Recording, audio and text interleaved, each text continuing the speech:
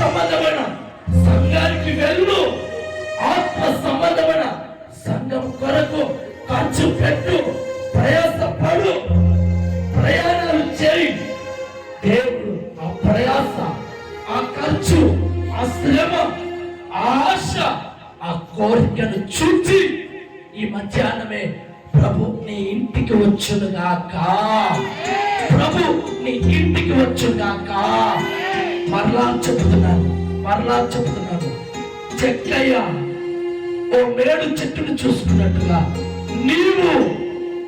నీవు ఓ మంచి ఆత్మీయ సంఘాన్ని చూచుకో. చెక్కయ్య ఓ మంచి చెట్టును చూసి పైకి ఎక్కి ఎదురు చూసినట్లుగా నీవు